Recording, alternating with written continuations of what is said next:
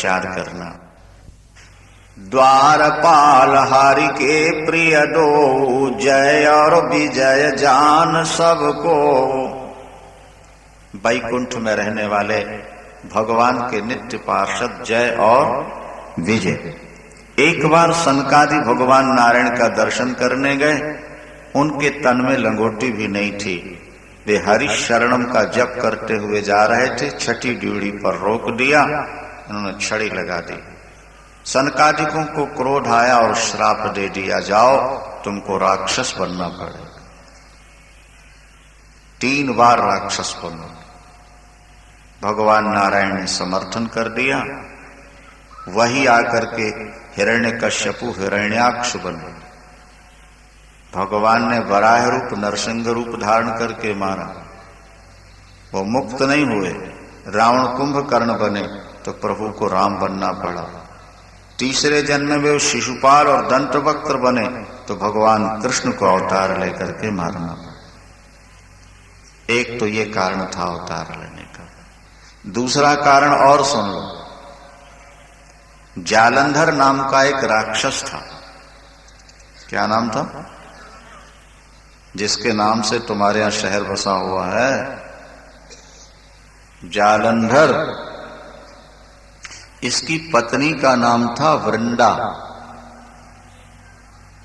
और वृंदा उच्च कोटि की पतिव्रता थी। उसने कभी पर पुरुष की ओर दृष्टि नहीं डाली, गलत। उसे ब्रह्मा का वरदान प्राप्त हो चुका था, जब तक तेरा पातिव्रत नष्ट नहीं होगा वृंदा, तेरे पति को कोई मार नहीं सके। क्या? वृंदा का इतना जबरदस्त पातिव्रत था कि वो इंसान तो क्या, भगवान को भी आंख उठा के नहीं देखते। पत्नी के पातिव्रत के प्रभाव से जालंधर इतना भयानक राक्षस हुआ, उसने तीनों लोकों में तहलका मचा दिया। हजारों क्या लाखों स्त्रियों का शील हरण किया, धर्म भ्रष्ट किया उसने। सनातन धर्म को मिटाने लगा। जब कोई साधन उसके मारने का नहीं रहा, एक दिन तो ये स्थिति आ गई महाराज कि जालंधर शंकर बन के पार्वती जी के पास पहुंचे। अंबा पार्वती का सौंदर्य देखते ही वो वहीं जड़ हो गए। अंबा पार्वती ने भगवान विष्णु से कहा कि ये तुम्हारा साला है, समुद्र से पैदा हुआ है जालंधर, और तुमने ससुराल में डेरा डाल रखा है, और ये तुम्हारा साला सारे संसार को परेशान कर रहा है। ये शंकर बन के मेरा अपहरण करने आया था। तो भगवान विष्णु ने कहा, मां, अगर वो शंकर बन के आपका अपहरण करने आ सकता है तो मैं जालंधर बनकर के वृंदा का पातिव्रत नष्ट करूंगा, ताकि दुष्ट का संहार हो जाए। भगवान नारायण ने महाराज जालंधर का रूप बना लिया, और जालंधर का रूप बना करके जब वृंदा के पास पहुंचे, वो पहचान नहीं सकी, पति के रूप में स्वीकार किया। यहां जालंधर भगवान शंकर के द्वारा मारा गया। वृंदा को पता लगा कि विष्णु जालंधर बनकर मुझको ठगने आए, श्राप दे दिया, जाओ तुमने जालंधर की पत्नी का हरण किया, तुम्हारी भी पत्नी का कोई हरण करेगा। मेरा पति तुम्हारी पत्नी का एक बार हरण जरूर करेगा। 4 वेद 6 शास्त्र में बात मिली है, 2 दुख दिए दुख होते है, और सुख दिए। वही जालंधर रावण बन गया। तहां जलंधर रावण भयउ, रणहति राम परम पदो। एक कल्प में जालंधर को रावण बनना पड़ा, और तब भगवान राम बन करके आए। वो श्राप वृंदा के श्राप। एक कारण और सुन पार्वती, नारद श्राप दीन एक बारा, नारद श्राप दीन एक बारा, कलप एक ते लगी अवतारा। तो गिरिजा चकित भई सुन बाणी, नारद विष्णु भगत पुनि ज्ञानी। तो काय अपराध रमापति कीना, कारण कवन श्राप मुनि ते। अच्छा, पार्वती जी के गुरु तो नारद जी थे। तो जब भगवान शंकर ने कहा प्रिय एक बार तुम्हारे गुरुजी ने श्राप दिया नारायण को, इसलिए अवतार लेना पड़ा, तो ना चौंक गई पार्वती जी, मेरे गुरु तो बड़े ज्ञानी और बड़े भगत हैं, उन्होंने ऐसा श्राप कैसे दे दिया? भगवान ने ऐसा कौन सा अपराध किया मेरे गुरुदेव ने श्राप दिया? ज्ञानी और भक्त होकर के बोले, हाँ पार्वती, दुनिया में ना कोई ज्ञानी है ना मूर्ख है, प्रभु जब जिसको जैसा चाहे 1 मिनट में बना सकते हैं। बोले बिहस महेश तब के ज्ञानी मूढ़ न कोय, और जेहि जस रघुपति करहि जब सो तस तेहि क्षण, उसी क्षण पर। प्रभु सुनाइए मेरे गुरुदेव को भगवान ने कैसे क्या बना दिया। सुनो पार्वती, ध्यान से सुनो।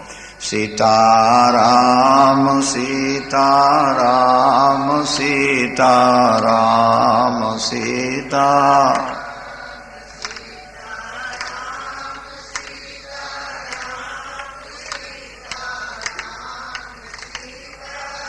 हम राधे श्याम राधे,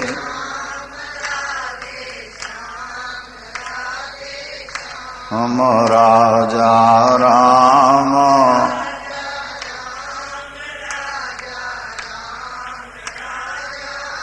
सियावर रामचंद्र भगवान की। बड़ी सुंदर कथा है, शिक्षाप्रद है। देवर्षि नारद ने भगवान को श्राप कैसे दिया। भगवान शंकर कहते हैं, पार्वती एक बार देवर्षि नारद बीणा बजाते हरिगुणानुवाद गाते हिमालय पहुंचे। भगवती भागीरथी गंगा के किनारे किनारे जा रहे थे। एक बड़ी दिव्य गुफा दिखाई पड़ी उन्हें। गुफा के अंदर प्रवेश किया, बड़ी शांति। सामने भगवती गंगा की धारा प्रवाहित हो रही है और अंदर गुफा है। बड़ी सुंदर जगह, एकांत शांत। देवर्षि जी ने सोचा यहां बैठकर कुछ समय भगवान का ध्यान क्यों न किया जाए। एकांत शांत स्थान परमात्मा के चिंतन के लिए सर्वथा उपयुक्त है। उसी गुफा में बैठ के नारद जी ने समाधि लगाई। पार्वती जी ने कहा कि प्रभु उन्हें तो श्राप है, 2 घड़ी से ज्यादा कहीं बैठ नहीं सकते। बोले भजन करते समय श्राप खत्म हो जाता है। सुमिरत हरि ही श्राप गति बाधी, कि सहज विमल मन लागी समाधि। भगवान देवर्षि नारद की समाधि। जब कोई व्यक्ति भजन करता है तो देवराज इंद्र उसमें बाधा डालता है। समझ लीजिए, इंद्र को सबसे बड़ी चिंता अपनी कुर्सी की नहीं। बड़े लोगों को समाज की ज्यादा चिंता नहीं होती, इनको चिंता कुर्सी की होती है। ये बात समाज की जरूर करते हैं कि हम समाज के हित के लिए ऐसा कर रहे हैं, लेकिन अगर अंतरंग में देखा जाए तो वो अपनी कुर्सी बचाने के लिए ऐसा कर रहे होते हैं। ज्यादातर ये होता है।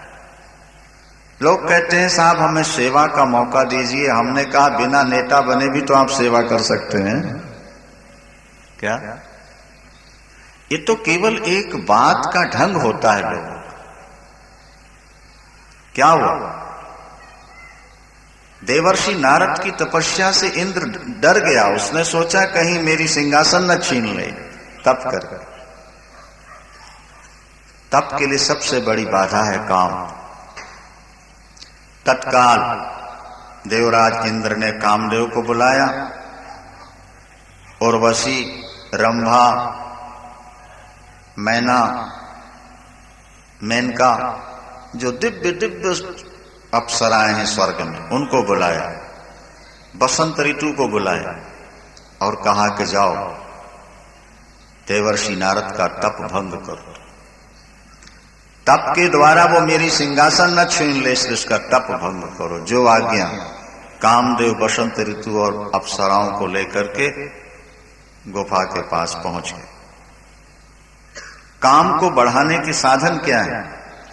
तो बसंत ऋतु हो, वृक्षों में पुष्प लटक रहे हो, भौरे गूंज रहे हो और शीतल मंद सुगंध हवा चल रही हो और कोकिल कंठ से कोई सुंदर राग से गीत गा रहा हो और नृत्य चल रहा हो, तो ये काम रूपी आग को बढ़ाने के लिए हवा का काम करते हैं।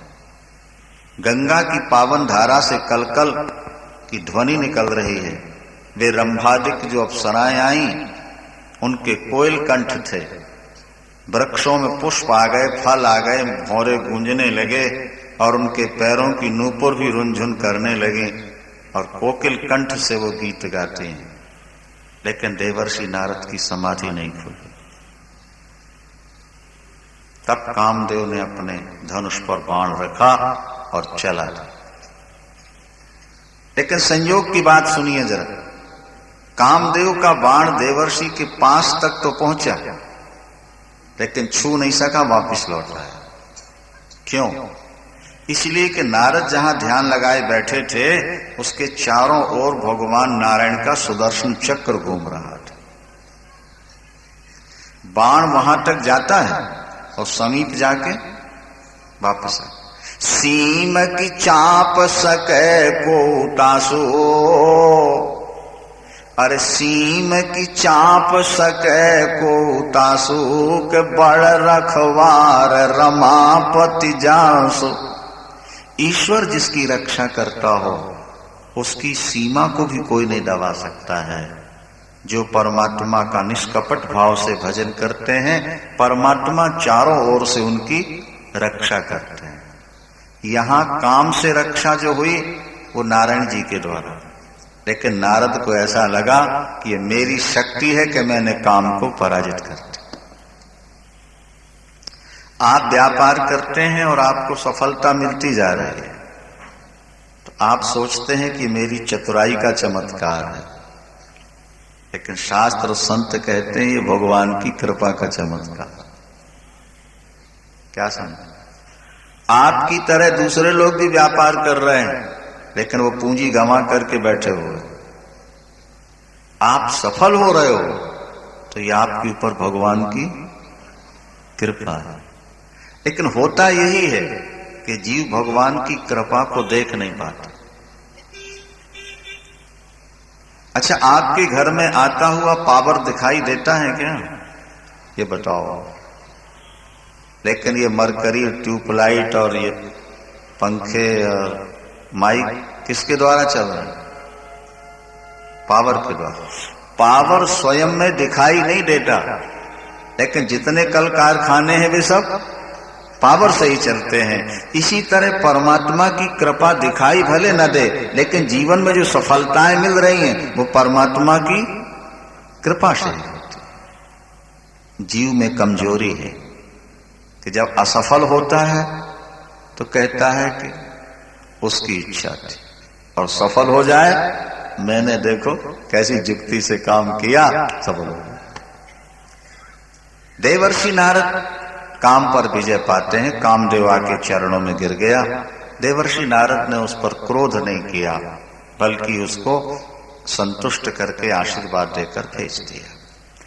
काम पर तो विजय पाते हैं, लेकिन अभिमान से पराजित हो जाते हैं। ये बात आप समझ लें।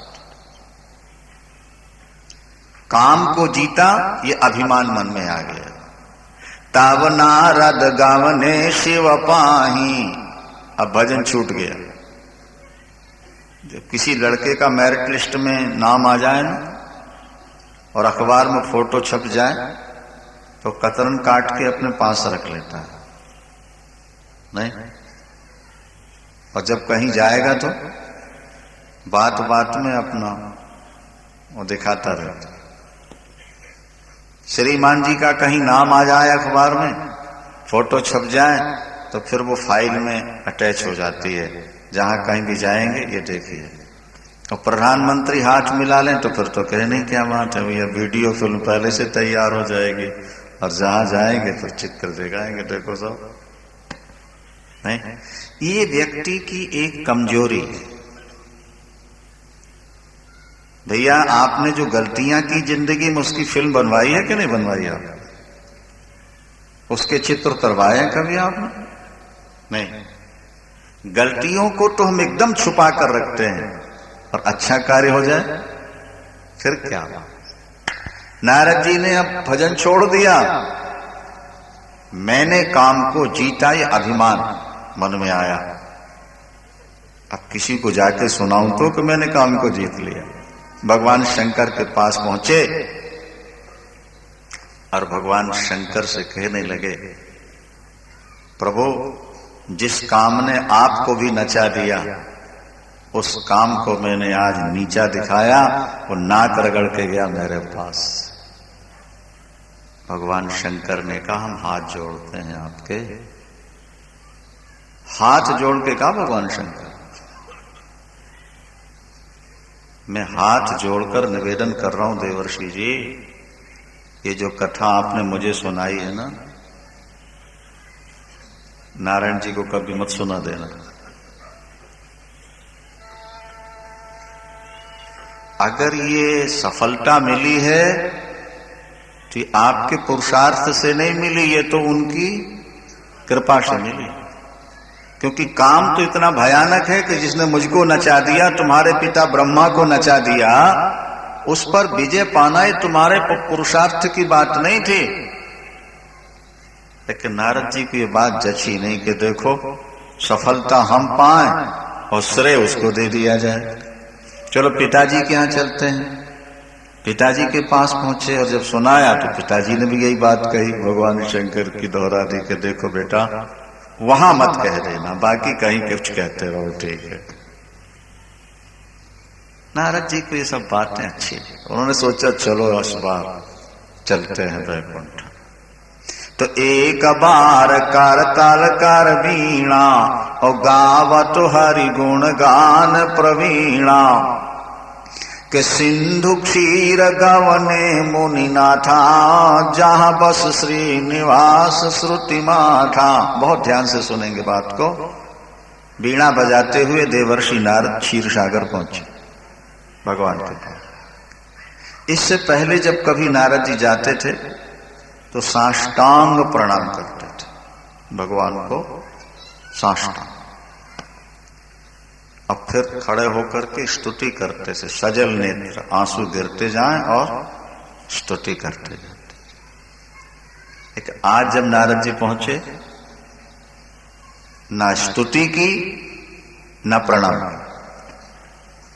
नारद को ऐसा लगा कि मैं नारायण से भी श्रेष्ठ हूं, क्योंकि नारायण तो बिना लक्ष्मी के नहीं रह पाते हैं, जबकि मैं बाल ब्रह्मचारी और मैंने काम को जीत लिया। तो फिर मैं इनकी स्तुति कैसे करूं? न प्रणाम न स्तुति, जाके सीधे लकड़ी की तरह खड़े हो। अभिमान अकड़ देता है ना व्यक्ति को, अकड़ आ गई। भगवान नारायण समझ गए, एकदम शेष नाग से उठे, देवर्षि जी को गले लगा लिया। अरे आइए देवर्षि जी आइए, बहुत दिनों के बाद दया की आपने, तो आइए आइए। भगवान की सिंहासन पर, शेष नाग पर ही नारद जी बैठे। पहले तो नीचे चरणों में बैठते थे ना, लेकिन आज बराबर से।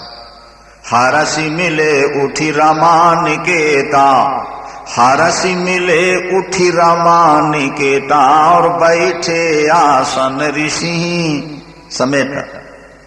भगवान स्वयं मिले, बगल में लाकर बैठे। भगवान तो समझ रहे थे, बहुत दिनों के बाद दया हुई। देवर्षि जी कहाँ रहे आप इतने दिनों तक? बेतार के तार हो आप तो, हमारे वायरलेस हो, सारी दुनिया का समाचार मिलता रहता है नहीं, लेकिन बहुत दिनों से आप गायब थे। क्या बताएं नारायण जी, इस काम ने दुनिया को बड़ा परेशान किया। कितने लोग भजन करना चाहते हैं लेकिन ये बीच में ऐसा अड़ंगा डालता है कि लोगों का मन आप तक पहुंच ही नहीं पाता। तो मैंने सोचा कि अब एक बार इससे भी दो दो हाथ हो जाए। तो क्या हुआ? बोले मैं बैठ गया गंगा किनारे समाधि लगा के। इसके बाद कामदेव आ गया। आपके पास कामदेव पहुंच गया, बड़ा दुर्धर्ष है, बड़ा भयानक है काम। तो बोले अरे नारायण जी, हमारा क्या बिगाड़े? क्या किया उसने? बाण चलाए, फिर कोई असर नहीं हो। नारायण जी आप उस समय वहां होते तो देखते, वो नाक रगड़ के गया मेरे चरणों में। अरे भगवान ने कहा देवर्षि जी आप तो बाल ब्रह्मचारी हो, काम आपका क्या बिगाड़ेगा? जो आपका स्मरण कर ले उसका भी काम खत्म हो जाएगा। आप जैसे लोगों को काम थोड़ा परेशान कर सके, तो गृहस्थों को तंगाया करता है। नारद जी बोले अच्छा नारायण जी अब चलेंगे। बोलो सिया। क्योंकि आज नारद जी दर्शन करने तो आए नहीं थे, वो तो अपना सर्टिफिकेट दिखाने आए थे, सो दिखा दिया और बोले चलेंगे। भगवान ने कहा अच्छी बात, दर्शन देते रहिएगा। बोले हाँ हाँ जरूर आएंगे।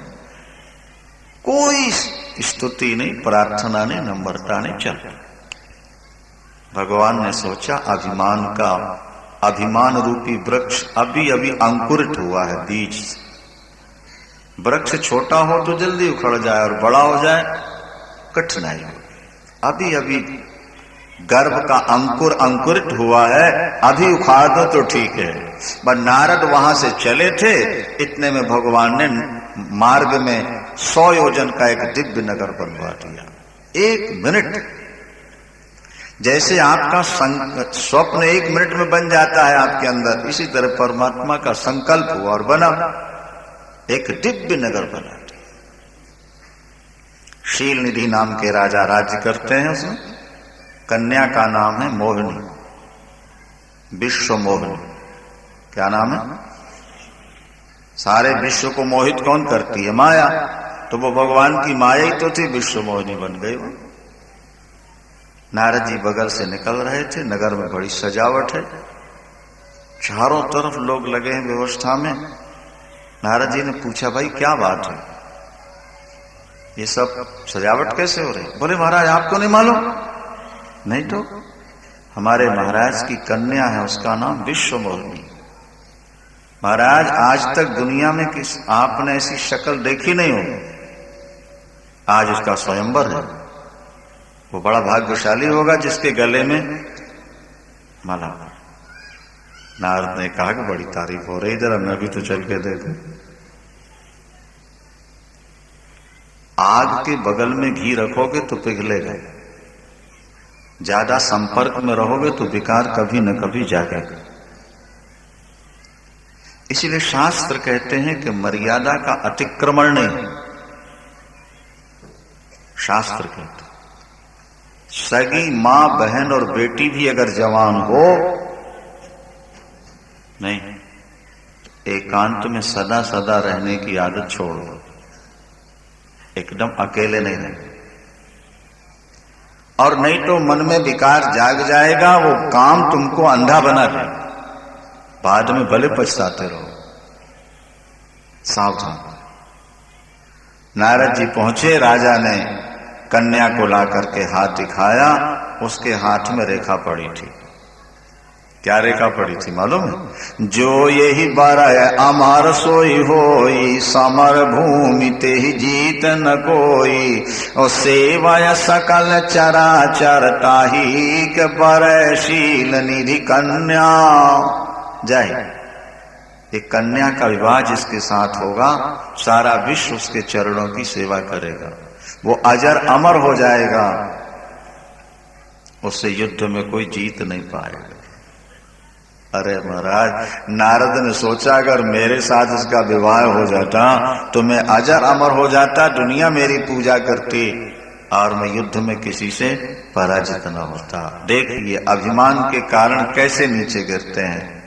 बस राजा से ये कहकर तुम्हारी कन्या सुलक्षणी है, उठ करके नारद जी चल पड़े और मन में विचार करने लगे कि अब ये प्राप्त कैसे हो।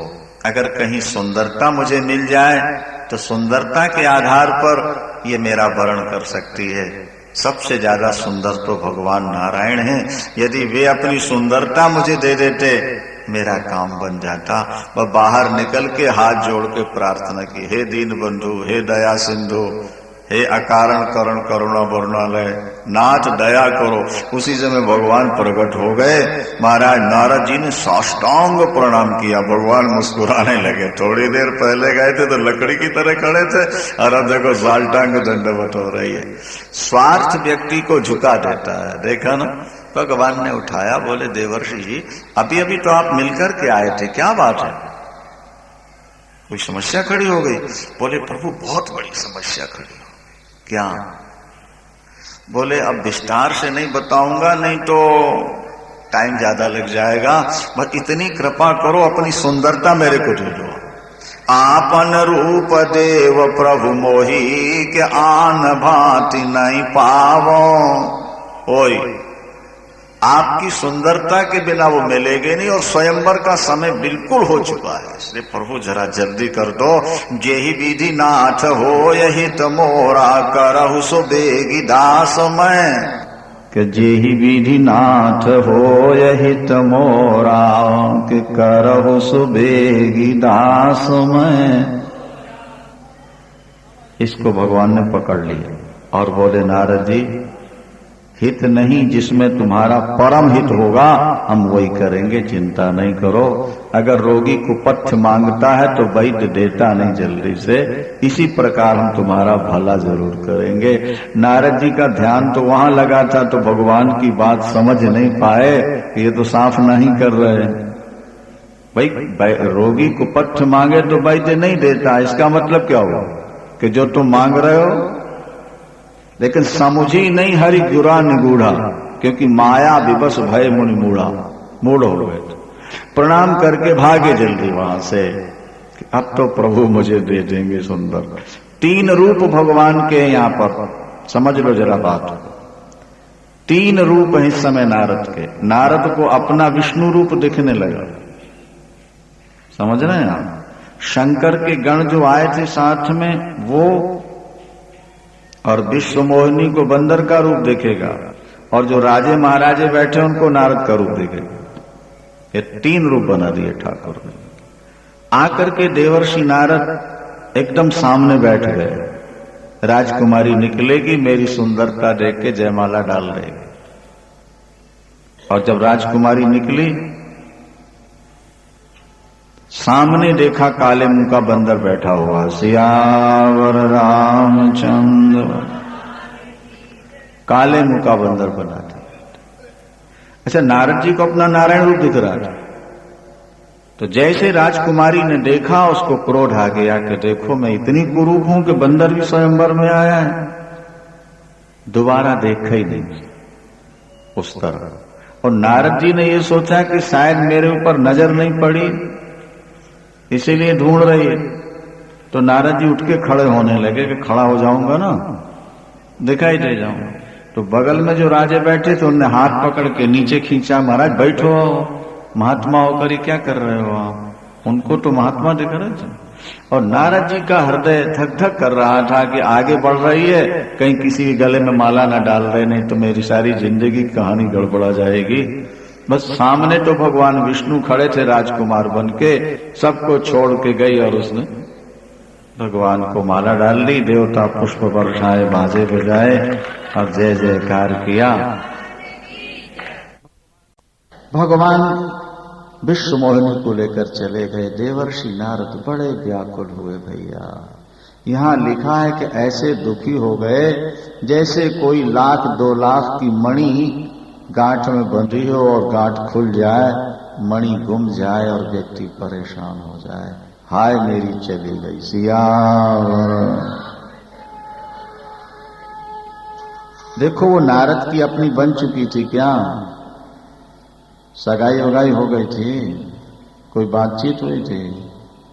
केवल मन ने मान लिया कि मेरी बन जाए। व्यक्ति की जिंदगी में ज्यादातर दुख ऐसे ही आते हैं, हम दूसरे की वस्तु को अपनी मानते हैं और जब वो नहीं मिलती है तो रोते हैं। तो वस्तु दुख नहीं देती है, ये हमारा मन ही दुख दिया करता है। अगर हम मन को संभाल लें तो जिंदगी बहुत सारी समस्याएं हमारी सुलझ जाए। नारद जी बड़े व्याकुल होकर जा रहे थे, पसीना पसीना शरीर। भगवान शंकर के गणों ने कहा, महाराज जरा शक्ल तो देख लो अपनी कैसी बनी, दूल्हे राजा बन के आए तो हो, शक्ल तो देखो। पानी में शक्ल देखी, काले मुंह का बंदर, एकदम क्रोध आ गया। गणों को श्राप दिया, तुम राक्षस बनोगे। तुम्हें मालूम था तो तुमने पहले क्यों नहीं बताया। और नारायण पर क्रोध आया कि आज श्राप दूंगा, नहीं तो मारूंगा या मर जाऊंगा। सभा में मेरा मजाक उड़वाया, दई हो श्राप की मारी हो जाई, अरे जगत मोरी उपहास कराई, फारकत अधर कोप मन माही। जब ज्यादा क्रोध आता ओठ फड़कने लगते। नारद जी के ओठ फड़क रहे थे। जा रहे हैं नारायण की ओर। अब नारायण जी न मिलते बीच में तो शायद क्रोध शांत हो जाता, पर भगवान तो जले में नमक बुरकने वाले हैं ना भैया, तो बीच ही में मिल गए। और वो ही उसको लिए बगल में खड़े। कौन? हाँ, नारद जी जिस पर फिदा हो रहे थे ना, वो बगल में खड़ी थी। एक और लक्ष्मी, एक और विश्वमोहिनी। और भगवान ने जब देखा तो देखते ही बोले कि मुनि कहाँ चले विकल की नाई। महाराज कुछ गुम गया क्या? बड़े परेशान से नजर आ रहे हो, कहाँ जा रहे हो? वाह महाराज, क्रोध और बढ़ गया और बोले, अरे विष्णु तू स्वार्थी है, तू कुटिल है, कपटी है, तू अपनी तरह किसी को देखना नहीं चाहता। तूने हमेशा दुनिया को धोखा दिया, पर आज शेर को सवा शेर मिल गया है, आज मैं भी मजा चखा दूंगा। मैंने क्या कपट किया देवर्षि जी, जरा एक दो उदाहरण तो दे दो। बोले सैकड़ों उदाहरण दे सकता हूं। क्या कपट किया मैंने? बोले असुर सुरा विष शंकर ही, और आप रमा मणि चार, स्वार्थ साधक कुटिल तुम सदा कपट व्यवहार। जब समुद्र मंथन हुआ, शराब निकली तो दैत्यों को पिला दी, हाँ, और अमृत निकला तो देवताओं को पिलाया, और जब जहर निकला तो बेचारे भोले भाले शंकर को पिला दी, और लक्ष्मी निकली कौस्तुभमणि तो अपने गले लगा लिया। स्वार्थी हो तुम क्यों नहीं हो? शंकर को जहर और स्वयं को लक्ष्मी। तुमने सदा दूसरों का अहित किया है, आज मैं तुमको श्राप देता हूं। तुमने राजकुमार का शरीर धारण करके मेरी छीन ली, तो तुमको राजकुमार शरीर धारण करना पड़ेगा, और तुम्हारी भी कोई छीनेगा। बोलो सियावर रामचंद्र। और एक बात और सुन लो नारायण, तुमने मेरी शक्ल बंदर की बनाई, ये समझ करके सबसे निकृष्ट शक्ल है, मेरा श्राप है। एक दिन वो समय आएगा जब बंदरों के सामने तुमको हाथ जोड़ना पड़ेगा, बंदर ही तुम्हारी सहायता करे। जाओ। भगवान ने कहा, देवर्षि जी हमने आपका श्राप स्वीकार किया, क्रोध तो जरा शांत करो महाराज। प्रभु ने अपनी माया का पर्दा हटा दिया। जैसे माया अलग की तो न वहां राजकुमारी, न वहां विश्वमोहिनी, न वो नगर, न वो राजा, अकेले भगवान नारायण खड़े हैं, मुस्कुरा रहे हैं। देवर्षि नारद की जैसे नींद खुल जाए ना और स्वप्न का दृश्य गायब, सब गायब हो गया, अकेले खड़े देखने लगे।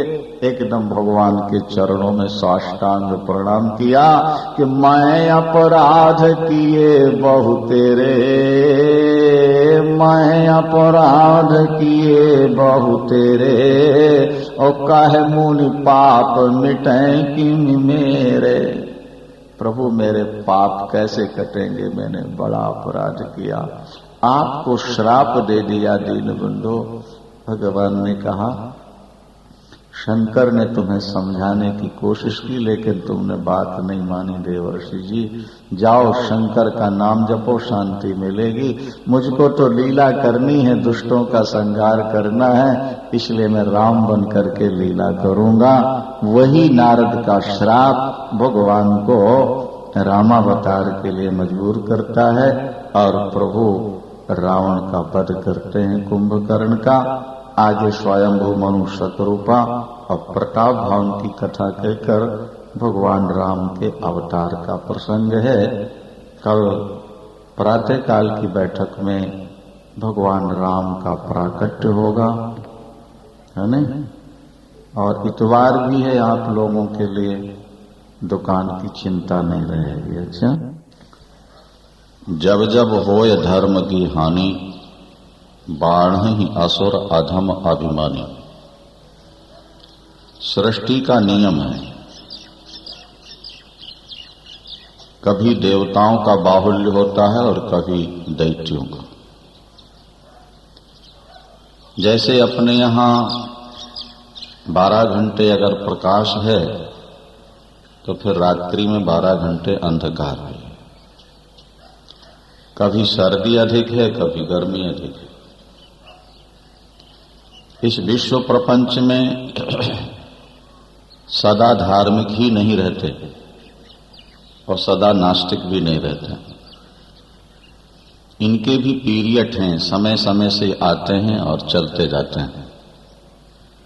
जब कभी संसार पर अत्याचार पापाचार बढ़ जाता है, धर्म और ईश्वर का निरादर होने लगता है, माता पिता और वृद्धों की सेवा जब बंद हो जाती है, तो परमात्मा को अवतार लेना पड़ता है। कुछ लोगों का मत है कि भगवान अवतार लेते ही नहीं। हाँ? लेकिन छोटी सी बात है, अगर सेठ ने फैक्ट्री लगाई है तो कभी देखने जाएगा कि नहीं जाएगा? हाँ, वो गड़बड़ी हो तो व्यवस्था करेगा नहीं? तो इतनी बड़ी फैक्ट्री बनाने वाला परमात्मा कभी देखने आएगा इसको कि नहीं आएगा? इसकी गड़बड़ियां दूर करेगा नहीं? यदि परमात्मा कभी अवतार ही न ले तो ईश्वर है इस सिवा अनुमान की ओर सिद्ध कैसे होगा? क्या ईश्वर है इसका प्रमाण तो तभी मिलता है जब वो स्वयं आए और कहे कि मैं ईश्वर हूं और मैंने दुनिया बनाई है। आगे आप लोग गीता सुनेंगे, सुनते रहते हैं। भगवान कृष्ण ने कहा कि पार्थ, इस संसार को मैंने बनाया है और ये संसार मेरे एक अंश में टिका हुआ है। जैसे अनंत आकाश के एक अंश में कहीं बादल के टुकड़े दिखाई दे जाते हैं। आकाश तो अनंत है ना भाई। विज्ञान ने बड़ी तरक्की की है। वैज्ञानिकों से पूछो कि आकाश कहां से शुरू हो रहा और कहां अंत है, इसे नहीं बता पाए।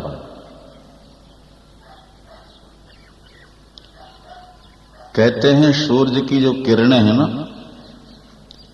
ध्वनि की गति 1 सेकंड में 1,87,000 किलोमीटर की है। इस गति से अगर ऊपर की ज्योति की लाइट नीचे आए तो 12 अरब वर्ष लग जाएंगे यहां पहुंचने में, वैज्ञानिक खोजते हैं। लेकिन उसके बाद भी आकाश का अंत कहां है, एंड नहीं। तो उस अनंत आकाश में अगर यहां थोड़े से बादल दिख जाएं तो वो तो ऐसे ही हैं जैसे सुंदरी नारी के थोड़ी में कहीं एक छोटा सा तिल हो जाए। अनंत परमात्मा के स्वरूप में ये संसार एक अंश में टिका हुआ, एक अंश में छोटे से। और तब अर्जुन ने कहा, प्रभु जरा अपना स्वरूप दिखाइए। तो वो कौन सा स्वरूप है जिसके एक अंश में ये सब टिका हुआ है? भगवान ने कहा, लो हम दिव्य नेत्र देते हैं और फिर हमारे स्वरूप का दर्शन करो। और विराट रूप का जब दर्शन कराया तो अर्जुन विस्मित हो गए, आश्चर्यचकित हो गए। वो ये समझ नहीं पाए कि जिसे मैंने अपना सारथी बना रखा है, जिसे यादव कह रहा था, जिसे सखा कह रहा था वो इतना महान है। तो परमात्मा अवतार लेते हैं कहने का अभिप्राय हुआ। भागवत में भी लिखा है कि सत्यम न चेद्धात रिजम निजम भवेत विज्ञान भिदापमार्जन विज्ञान अज्ञान भिदापमार्जन गुण प्रकाशई रनुमीयते भवा। प्रभु अगर आपका अवतार न होता तो केवल अनुमान ही लगाया जाता कि इस दुनिया को बनाने वाला कोई है। आपने अवतार लेकर ये सिद्ध किया कि दुनिया को मैंने बनाया, और जिसने उसके बारे में जानकारी चाहिए भगवान राम और कृष्ण ने दी है। उनके ऐसे अलौकिक कार्य हैं जो सामान्य व्यक्ति कर ही नहीं सकता है। ध्यान रखिए। भगवान के अवतार का एक और कारण बता के उसके बाद भगवान का प्राकट्य आप लोग श्रवण करेंगे। स्वायंभुव मनु औसत रूपा स्वायंभुव मनु औसत रूपा इनते भई नर श्रेष्ठी अनुपा। मनुष्य सृष्टि कहां से प्रारंभ होती है? तो हमारे पुराणों में लिखा है कि स्वयंभू मनु से। ब्रह्मा अपने शरीर के दो भाग करते हैं, आधा स्त्री और आधा पुरुष का। दोनों के संबंध से जो सर्वप्रथम पुरुष प्रकट हुआ उसका नाम है स्वयंभू मनु, और स्त्री जो प्रकट हुई उसका नाम है शतरूपा। स्वयंभू मनु और शतरूपा, इन दोनों से सृष्टि प्रारंभ हुई। इनके दो पुत्र थे और 3 कन्याएं थीं। जिनके बड़े पुत्र से ध्रुव प्रकट हुए, जिन्होंने नारायण का दर्शन किया अल्पायु 5.5 वर्ष की अवस्था में। इनकी बेटी देवहूति हुई, जिनके यहां कपिल भगवान प्रकट हुए, जिन्होंने सांख्य शास्त्र का उपदेश दिया। मनु जी चूंकि ब्रह्मा के पुत्र हैं, इसलिए वो समग्र वेदों के शास्त्रों के ज्ञाता हैं। बड़े ध्यान से बात को समझना है। वे सारी दुनिया के राजा हैं। शरीर उनका स्वस्थ और सुंदर है, पत्नी पतिव्रता है, पुत्र आज्ञाकारी है। लेकिन आज मनु जी बैठे बैठे रो रहे हैं। शतरूपा जी ने देखा कि आज महाराज की आंखों से अश्रुधारा प्रवाहित हो रही है। क्या कारण है? महाराज रो क्यों रहे हैं? शतरूपा जी ने चरणों में प्रणाम करते हुए बड़ी नम्रता से पूछा, प्राणनाथ, आज आपको कोई पीड़ा है क्या? उन्होंने कहा कि नहीं। मुझसे कोई अपराध हो गया? नहीं। पुत्रों के द्वारा कोई अवज्ञा हुई? वो भी नहीं। प्रजा पर कोई संकट है? वो भी नहीं। तो फिर आंसू कैसे निकल रहे हैं? आंसुओं का कोई हेतु तो होना चाहिए। तो मनु जी ने कितना सुंदर उत्तर दिया, आप लोग सुनो ध्यान से। बोले, हो या न विषय विराग ओ भवन बसत भा चौथपन, तो हृदय बहुत दुख लाग, क्योंकि जन्म गयो हरि भजन बिन। हृदय बहुत दुख लाग, जन्म गयो हरि भजन बिन।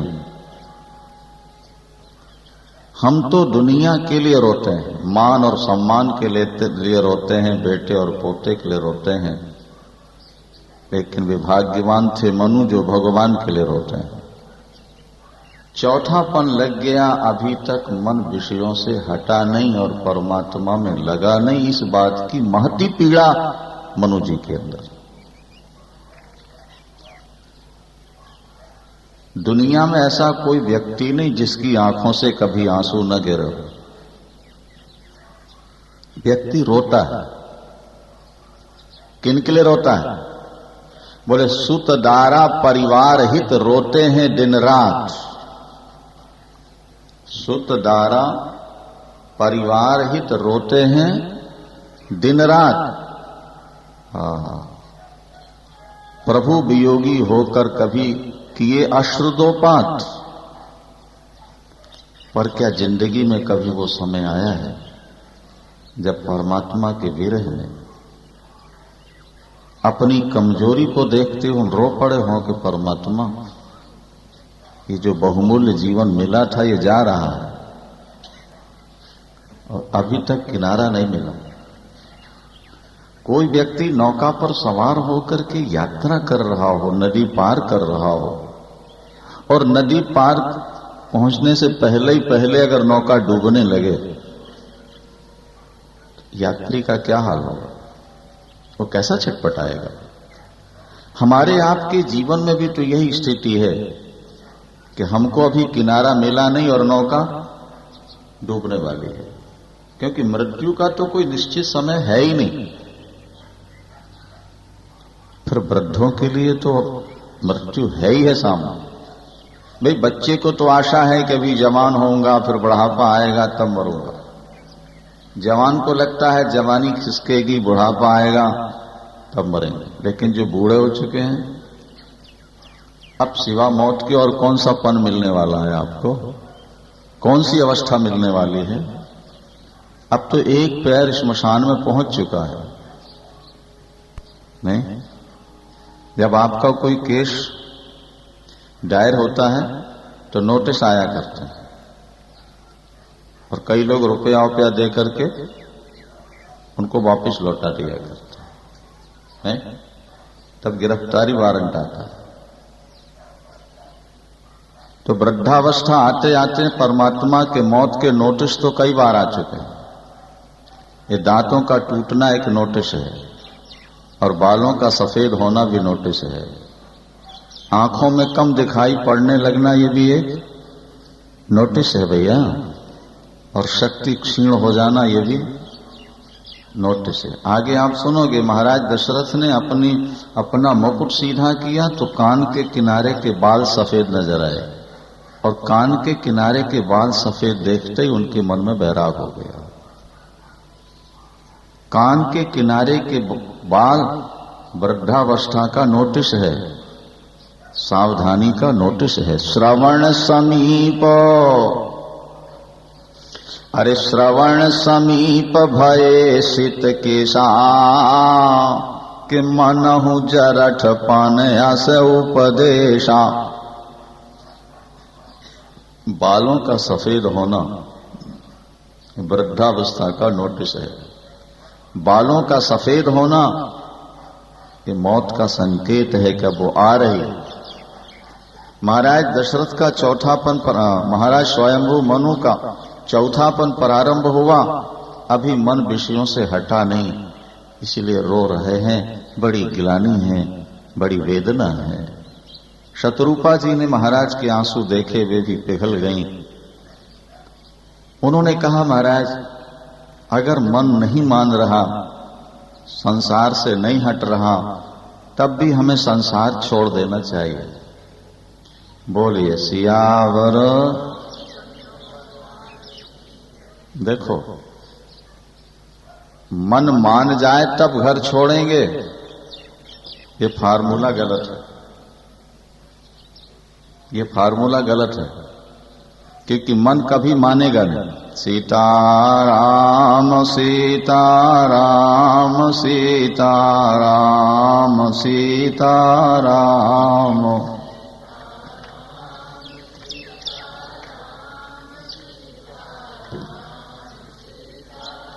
हम राधे श्याम राधे श्याम राधे श्याम राधे श्याम राधे।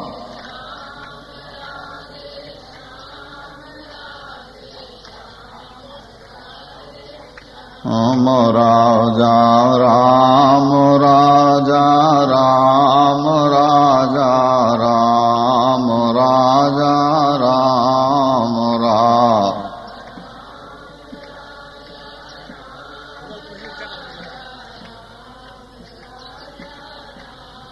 सीता राम सीता राम सीता राम सीता राम सीता।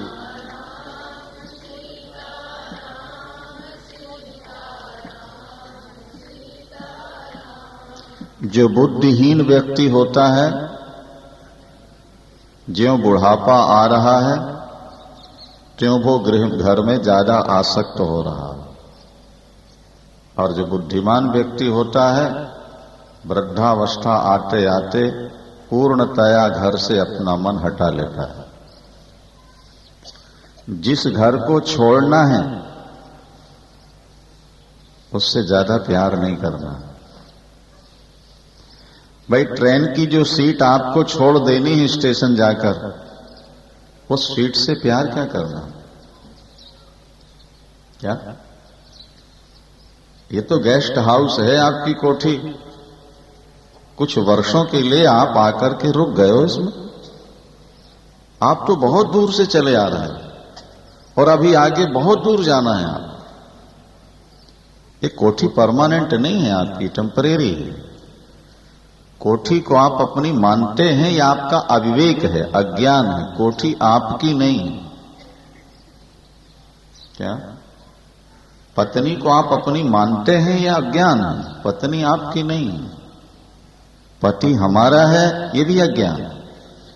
क्योंकि हमारी अगर कोई वस्तु हो तो हमारी इच्छा के बिना वो कहीं जा नहीं सकती, लेकिन हम देखते हैं कि जिनको हम अपना मान रहे हैं वो हमारी इच्छा के बिना हमको छोड़ के जा रहे हैं।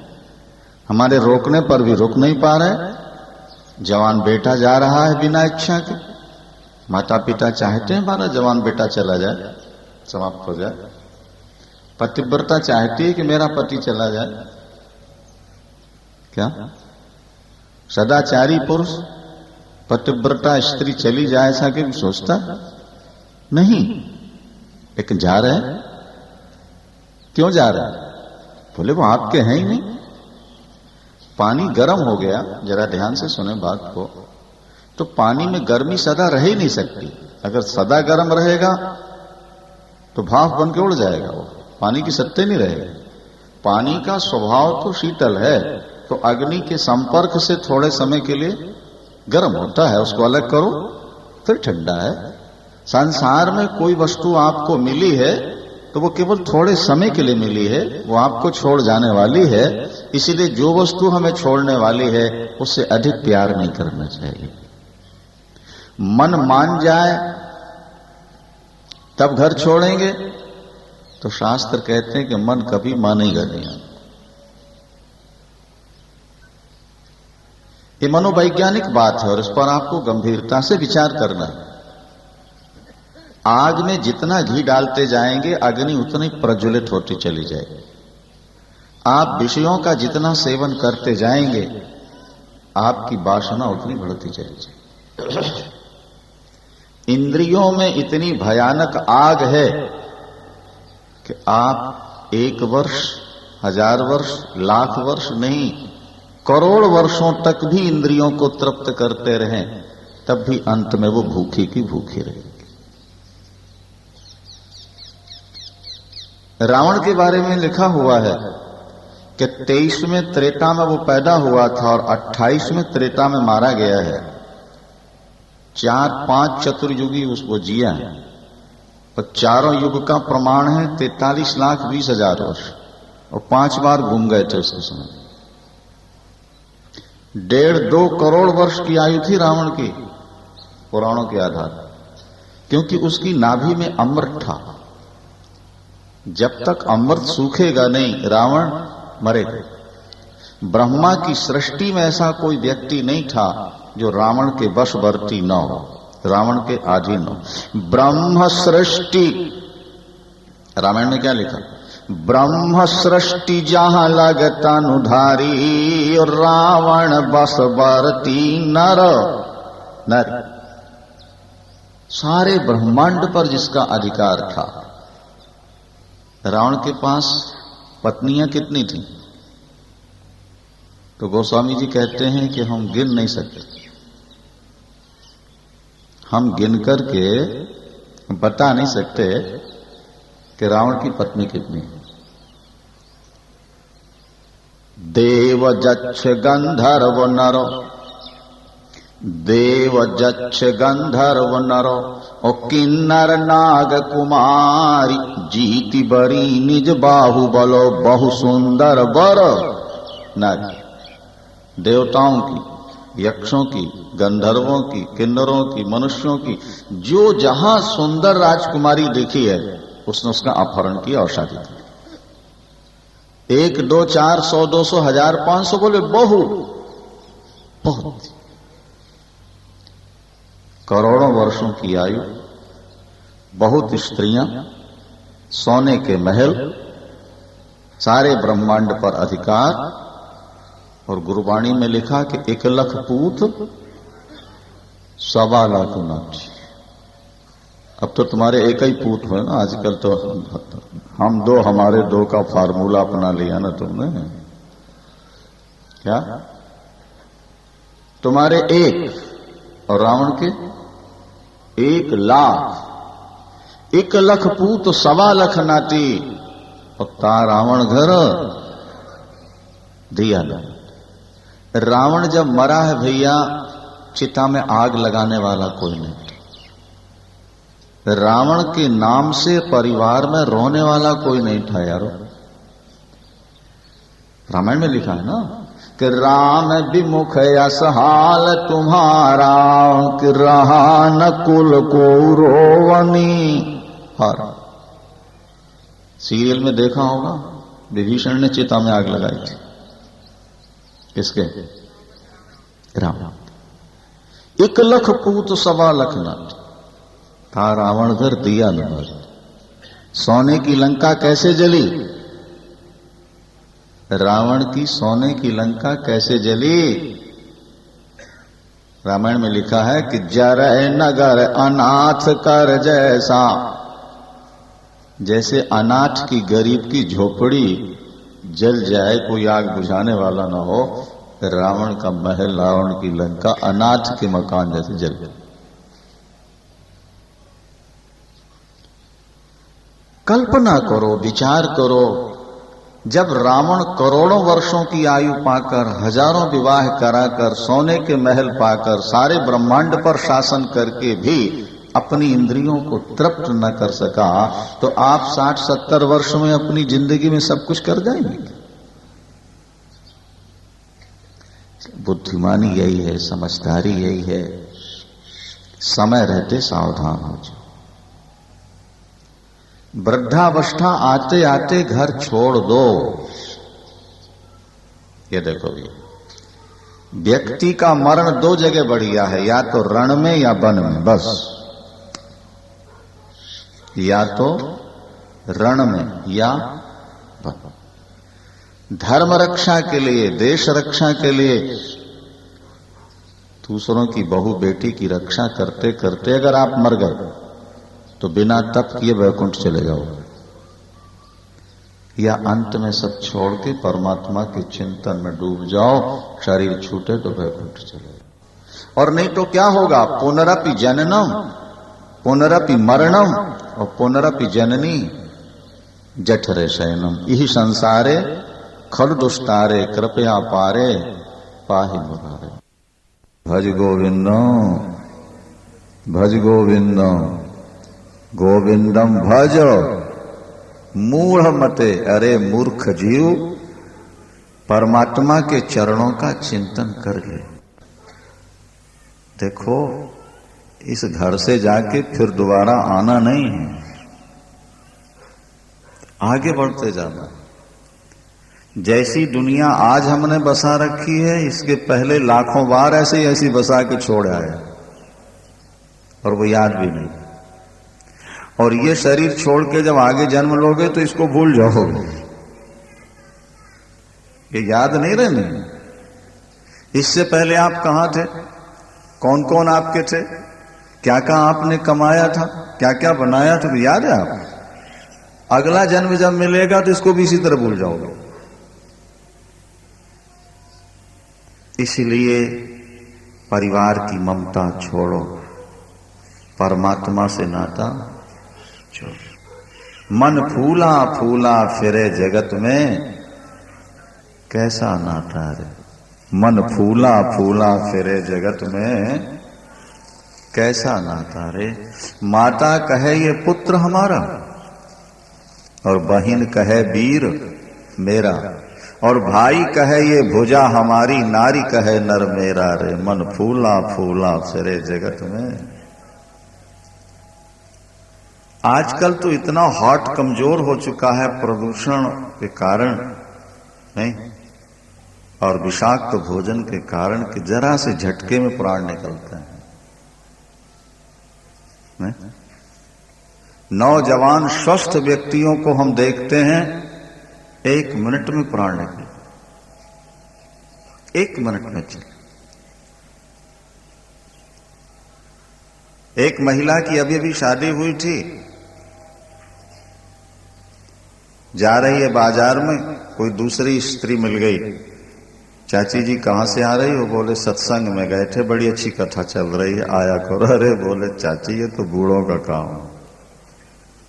क्या अभी तो शादी हुई है, कोई संसार देख लेने। तीसरे दिन पता लगा कि उसका हार्ट फेल हो गया। किसका? हाँ, मुझे कह रही थी तो बूढ़ों का काम।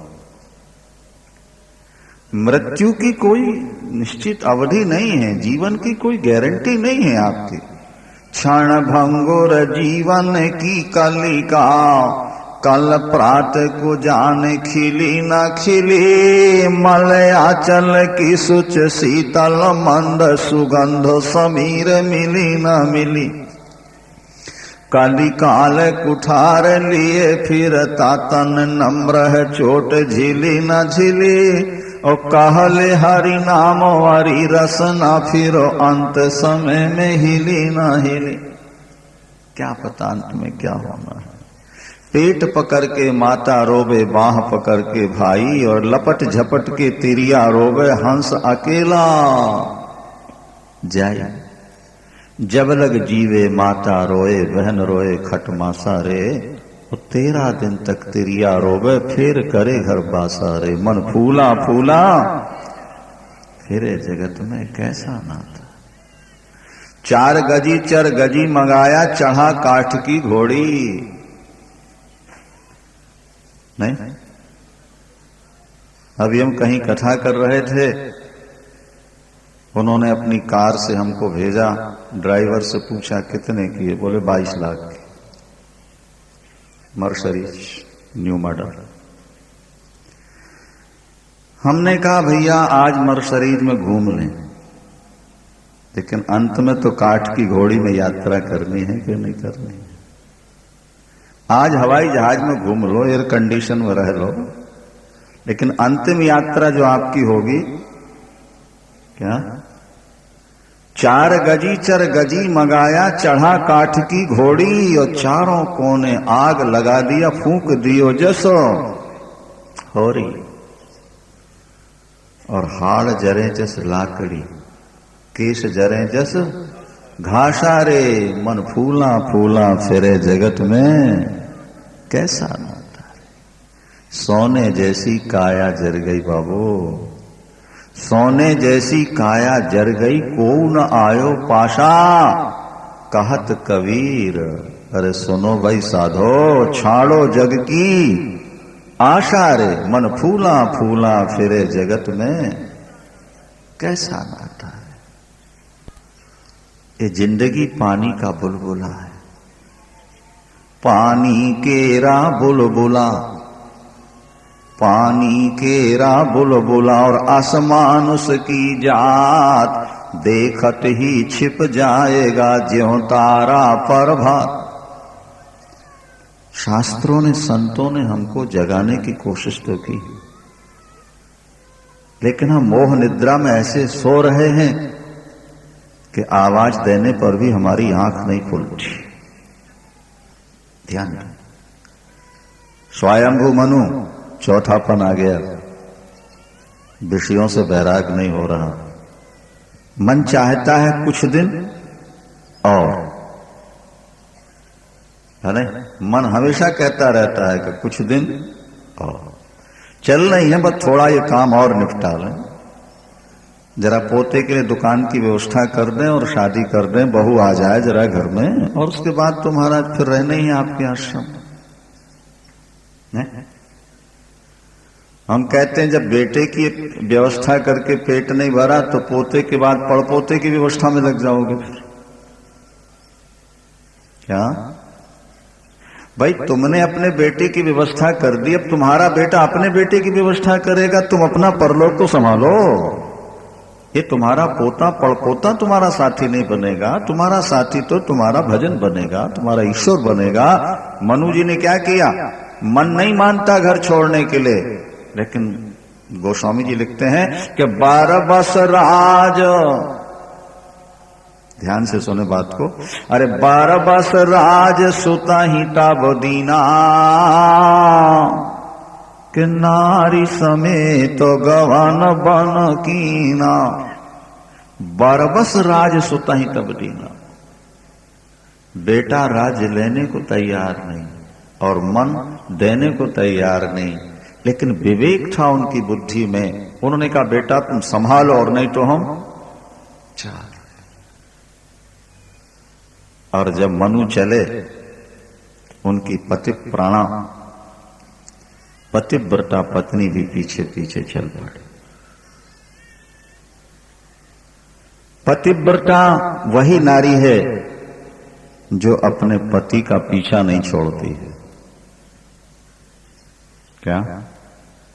सन्यास लेने के बाद तो फिर पत्नी साथ रह नहीं सकती, लेकिन सन्यास लेने से पूर्व पत्नी रह सकती है साथ। पत्नी बाधक नहीं है। यदि दोनों अपने मन को संभाल लें, नहीं, दोनों संयमी बनकर के भजन करें तो पति पत्नी साथ रह सकते हैं। शास्त्र में कहीं विरोध नहीं। जब वासना होती है तभी साधना में गड़बड़ी आती है। पति पत्नी दोनों जा रहे हैं, ध्यान से सुनेंगे बात को। 12 बस राज सुता ही तब दीना, नारी समेत तो गवन बन, और नई मिस भारती रथ विख्याता। नईम शारण जाकर के पहुंचे दोनों। रास्ते में जाते हुए कैसे सुंदर लग रहे थे। बोले पंथ जात सोहा ही मति धीरा, और ज्ञान भगति जनु धरे शरीरा। आज मनु ज्ञान के स्वरूप है और शत्रुपा भक्ति स्वरूप है। अब उन्होंने राजसी वेश छोड़ दिया है, मुनि वस्त्र पहन लिए, सब तीर्थों में स्नान किया है और संतों के चरणों में बैठ के कथा सुनने लगे। ईश्वर को प्राप्त करना है, मन को शांत करना है, तो संतों के चरणों में बैठकर पहले कथा सुनने की आदत बनाओ। जब तक कथा नहीं सुनोगे तब तक तुम्हारा असली स्वरूप क्या था ये तुम्हारे समझे में नहीं आएगा। का था तेरा असली स्वरूप क्या था, ये तो कथा सुनने ही से क्या था समझ में आएगा ना। नहीं? आज तो व्यक्ति कथा से ऐसा भागता है जैसे ऊंचे कुल का ब्राह्मण शराब की दुकान से भागता है, बचता है। क्या समझे? जहां जहर पिलाया जाता है वहां टिकट लेकर के जाते हैं, और जहां अमृत फ्री पिलाया जा रहा है वहां खाली हाथ भी नहीं आ सकते। ये दुर्दैव है, ये दोष ठीक भी है। शराब घर बैठे बिकती है, और दूध को गलियों गलियों में बेचना पड़ता है। बोलो सियावर। क्या शराब गलियों में बिकती है? वो जहां रखी है वहीं बिकेगी, लेकिन दूध डब्बा लिए गली गली घूम ले लो भाई। अमृत के खरीदार कम हैं और जहर के ज्यादा ग्राहक होते हैं। कुसंग के ग्राहक ज्यादा हैं, सत्संग के ग्राहक कम होते हैं। वो तो जिनके पूर्व पुण्य जाग जाते हैं वही सत्संग की ओर बढ़ते हैं। दोनों पति पत्नी तीर्थ स्नान किया है, मुनिवेश है, सादे वस्त्र हैं और भगवान की कथा सुनते हैं। बोले कृष्ण शरीर मुनि पट परिधाना और सत समाज नित सुने पुराणा। नित्य कथा सुनते हैं। घर छोड़ और द्वादशाक्षर मंत्र का जप करते हैं। द्वादश अक्षर मंत्र पुनि और जप ही सहित अनुराग। वासुदेव पद पंकरु हो दंपति मन अति लाग। घर में मन नहीं लग रहा था, लेकिन जब सब छोड़ करके आ गए, कथा सुनने लगे तो मन अति लाग, मन एकदम लग गया। भाई फार्मूले के आधार पर वस्तु नहीं बनाओगे आप तो वो बढ़िया नहीं बनेगी, ये ध्यान रख लेंगे। कई बार आपको उदाहरण से समझाया गया कि कड़ाहा जो बनता है, हलवा जो बनता है, उसमें 4 चीजें ही पड़ती हैं, नहीं? रवा, घी, चीनी और पानी, 4 ही है ना। पर बनाने का फार्मूला क्या है?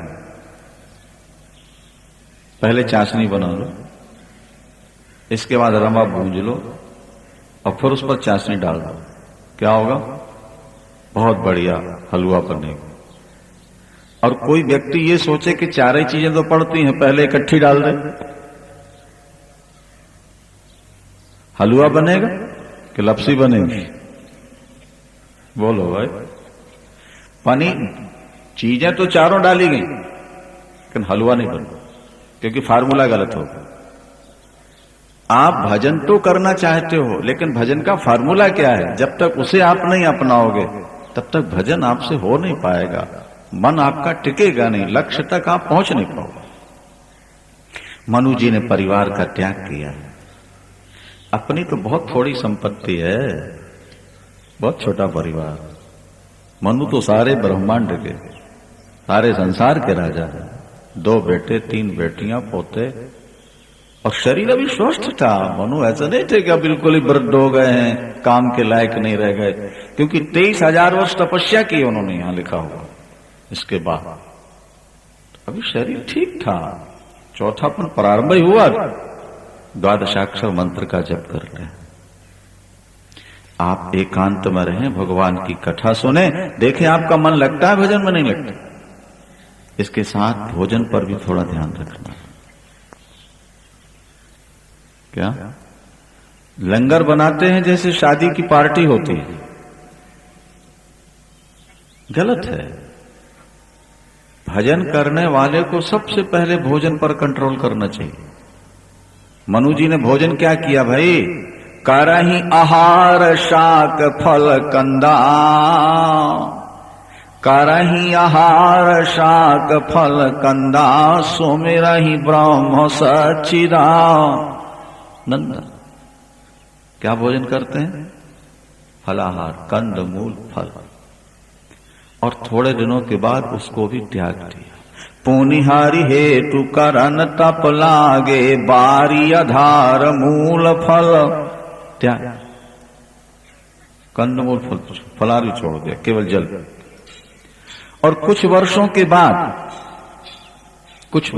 बाद जल पीना भी छोड़ दो, केवल श्वास लेते। और आगे चले तो श्वास लेना भी छोड़ दो, प्राणायाम से। और एक पैर से खड़े, पति और पत्नी दोनों। 12 साहस 10 त्यागे, सोर ठाड़े रहे एक पद 2।